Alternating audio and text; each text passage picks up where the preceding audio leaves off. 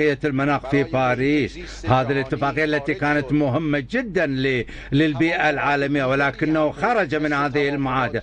هناك معاهدات أخرى أيضا كالمعاهدة التجارية خرج منها، وهذا واضح أمام العالم. على هذا الأساس بأن هذا الأمر، هذا الشخص لديه سوابق في هذا المجال.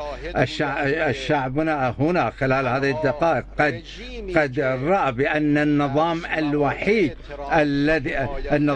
الذي دافع عن مواقف السيد ترامب هذا النظام الغاصب في فلسطين المحتلة، أو الكيان الصهيوني، هذا الكيان الذي اغتال علماء النوويين والذين حصلوا على درجة الشهادة. هذا النظام، هذا الكيان الذي لا يخلو أي يوم من حياته من قتل الأبرياء وخاصة الشعب الفلسطيني العظيم.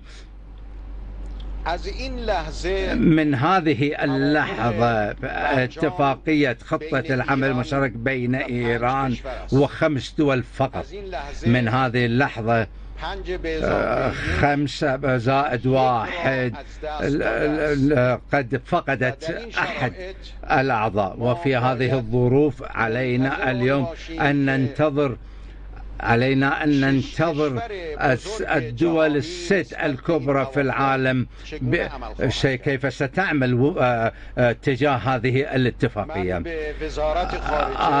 أنا شخصيا أصدرت تعليماتي لوزارة الخارجية خلال الأسابيع القادمة أن تدخل في محادثات مع الدول الأوروبية، مع الدولتين العظمين، أقصد هنا روسيا والصين، بأن تقوم بالمشاورات وكذلك التقييمات والمحادثات الضرورية.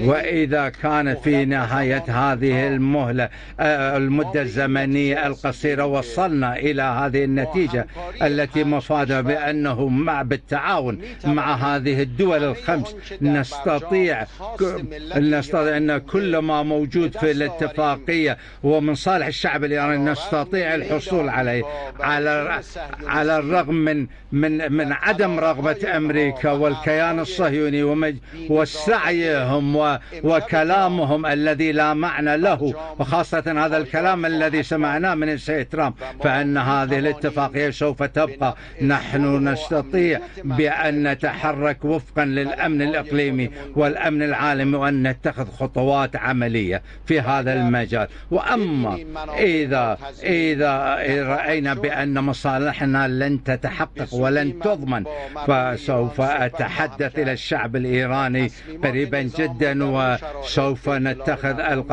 قرارات النظام وننقلها إلى الشعب الإيراني. أما الآن أنا أؤكد شخصيا مرة أخرى بأن شعبنا عليه أن لا يقلق على مستقبل البلاد. منذ أسابيع كثيرة ومنذ أشهر أيضا وتوصلنا إلى هذه النتيجة التي مفادها بأن ترامب ليس وفيا لما يلتزم، خاصة للمعاهدات العالمية وخاصة تعهداته أو التزامه لهذه الاتفاقية. وعلى هذا الأساس سوف اتخذنا القرارات الاقتصادية. القرار الذي تم اتخاذه بالنسبة للعملات الصعبة كان وفقا لهذا. نحن مع اتفاقية خطة عمل مشترك من دون أمريكا الآن، والشعب الإيراني سوف يرى بأن نمونا الاقتصادي سوف يستمر، وسوف يكون هناك هدوء واستقرار في الأسواق، والعملات الصعبة التي تحتاجها البلاد في الظروف سوف نؤمنها بطريقة ممتازة. وفي السلع الضرورية والأساسية والسلع التي يحتاجها الشعب لن يكون هناك أي رغبة ولا يجب أن يكون هناك أي قلق. الشعب الإيراني من هذه الليلة سوف يكون أكثر عزما، والشعب الإيراني من هذه الليلة سوف يكون أكثر اتحادا.